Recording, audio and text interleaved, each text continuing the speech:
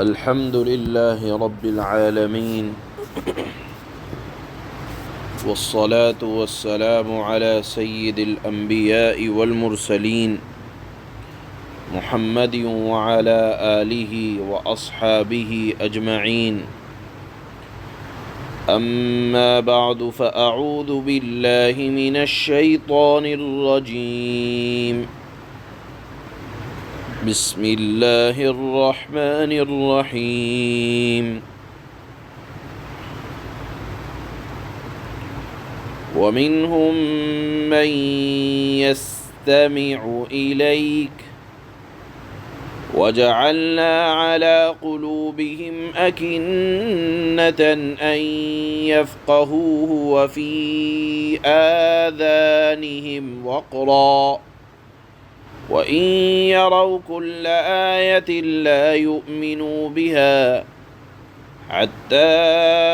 إذا جاءوك يجادلونك يقول الذين كفروا إن هذا إلا أساطير الأولين وهم ينهون عنه وينأون عنه وإن يهلكون إلا أنفسهم وما يشعرون. صدق الله مولانا العلي العظيم.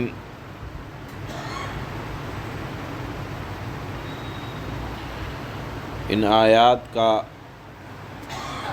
شان نزول یہ ہے کہ حدیث میں یہ آتا ہے کہ ایک مرتبہ مکہ کے بڑے بڑے سردار، جس میں نام آتا ہے ابو جہل کا،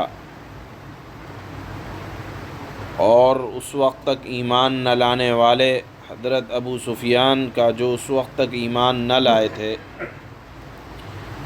اسی طرح ولید بن مغیرہ،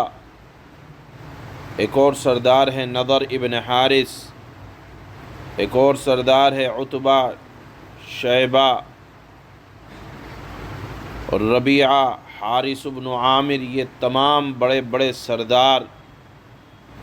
جس میں ایک نام اور آتا ہے ابی ابن خلف، اور ایک نام اور آتا ہے امیہ ابن خلف،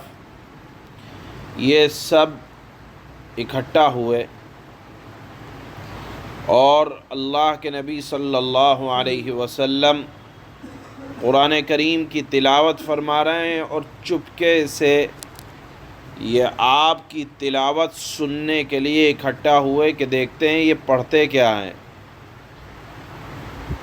اب اگر قرآن کریم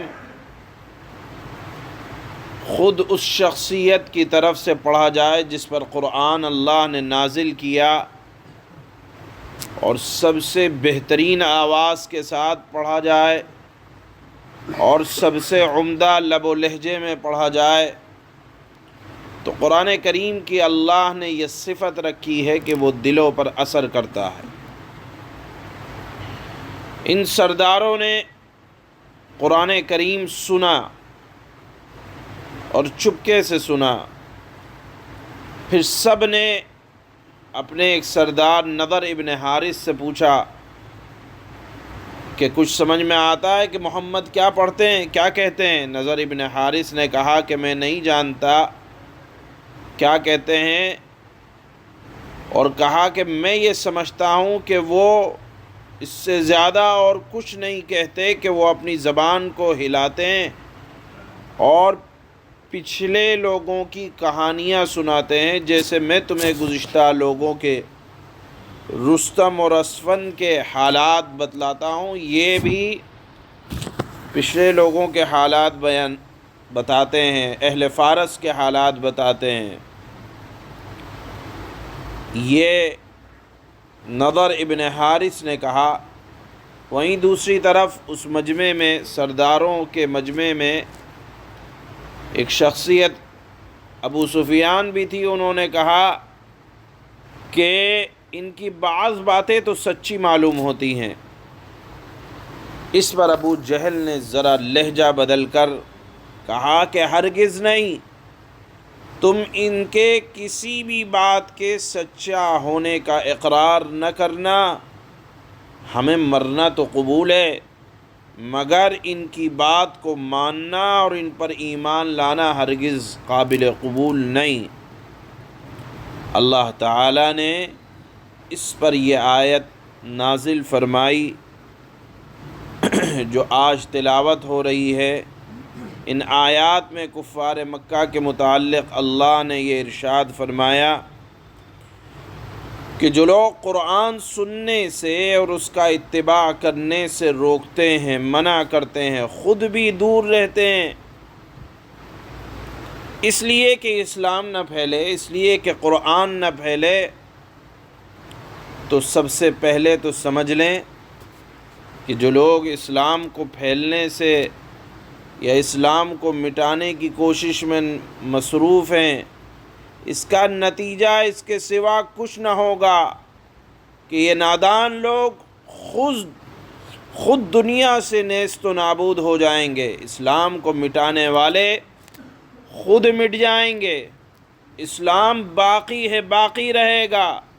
اور تاریخ اس بات کی شاہد ہے، گواہ ہے۔ کون جانتا ہے شیبہ کو؟ کون جانتا ہے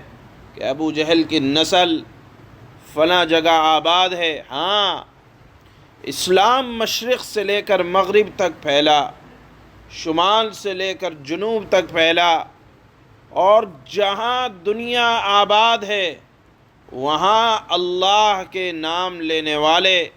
قرآن پڑھنے والے، قرآن کو سمجھنے والے، قرآن کو سننے والے،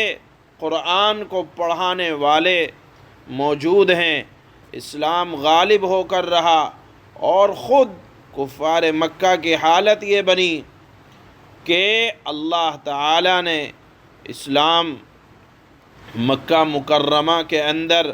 خود شان و شوکت سے اللہ کے نبی صلی اللہ علیہ وسلم داخل ہوئے، مکہ فتح ہوا۔ ابو جہل اور یہ جتنے بڑے بڑے سردار تھے اپنی موت آپ مر گئے، یا کہیں اللہ تعالیٰ نے ان کو وباؤں میں گھیرا، یا پھر میدان جنگ میں مارے گئے۔ تو اللہ تعالیٰ نے یہاں آیت میں اخیر میں یہ ارشاد فرمایا کہ وَهُمْ يَنْهَوْنَ عَنْهُ وَيَنْأَوْنَ عَنْهُ، یہ خود بھی، یہ لوگوں کو بھی قرآن سے دور رکھتے ہیں۔ قرآن نہ سنو، معلوم یہ ہوا کہ قرآن جس طرح پڑھنا عبادت ہے، قرآن سننا بھی عبادت ہے۔ قرآن جس طرح پڑھنا عبادت ہے، قرآن سمجھنا بھی عبادت ہے۔ اسی کو کہا کہ یہ قرآن سمجھنے کے قریب بھی نہیں آتے،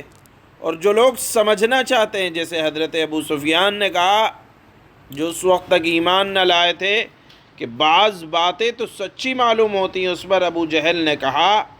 کہ ان کی کسی بات کا اقرار نہ کرنا، مر تو جانا۔